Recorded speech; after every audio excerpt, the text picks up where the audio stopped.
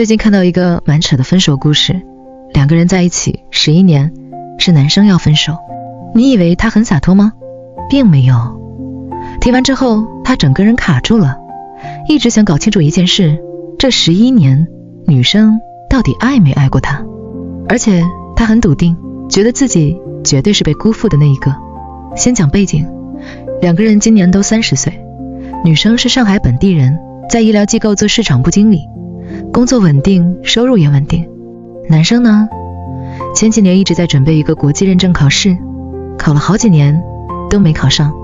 這幾年在上海的房租、生活費幾乎都是女生一個人在出。哎，聽到這兒你可能已經有點感覺了。男生自己也承認，那幾年不賺錢，心裡有數，只是不想細想。他朋友很多，社交也不少，飯局、聚會樣樣沒少參加。錢從哪來？你自己想。一個每天有社交開銷的人，說自己基本上不花錢，這賬怎麼算都對不上。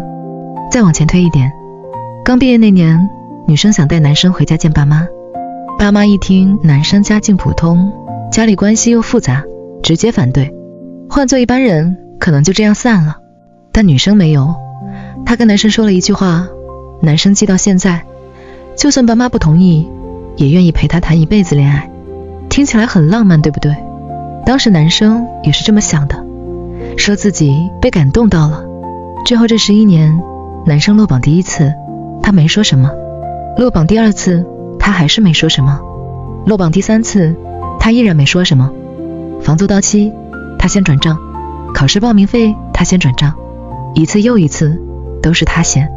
前幾年感情確實一直不錯，可今年過完年，女生突然開始管他，要求他幾點前要睡覺，幾點前要回家。男生不肯，故意熬夜，故意唱反調。結果女生沒生氣，就像沒看到一樣。一次、2次、3次，都是這樣。男生越熬夜，女生越安靜。男生說，這才是最讓他受不了的地方。正常情侶哪有不吵架的？他連架都懶得吵，一定是不愛了。他把這個叫做冷暴力。好，重點來了，真正的導火線是女生最近一直傳開咖啡店的創業影片給他，一則接一則，沒停過。有叫怎麼選址的，有叫怎麼算成本的，還有叫怎麼寫菜單的。男生越看越煩，覺得這是在嫌他沒本事，想反過來控制他的人生。於是他開始故意找茬，故意吵架，一次又一次。有時候是為了誰洗碗，有時候根本沒理由。女生每次都不接招，什麼都不說。最後一次，男生又鬧了一輪，女生只回了一句好，收拾東西走了。行李箱是早就準備好的，放在衣櫃最底層那種，沒有大吵，沒有摔門，就這樣走了。11年換來一句好。哎，如果故事講到這裡，你可能會覺得這男生也太可憐了吧，被嫌棄，被冷落，最後心灰意冷才提分手。但如果把時間拉回去看呢？一個願意扛11年房租生活費，扛住爸媽反對，扛住外人閒言閒語的女生，會突然在第11年說不愛就不愛嗎？外人閒言閒語是什麼意思？就是有人在他耳邊說過，你男朋友是不是靠你養的？這種話他大概聽了不止一次。他要求他幾點睡覺，幾點回家，會不會不是控制欲，是終於開始緊張這段感情還撐不撐得下去？畢竟人只有還在乎才會想管。那些開咖啡店的影片呢？會不會不是嫌棄，是他最後遞出的一把梯子，不是命令，是暗示。他知道他會做咖啡，甚至願意出本金。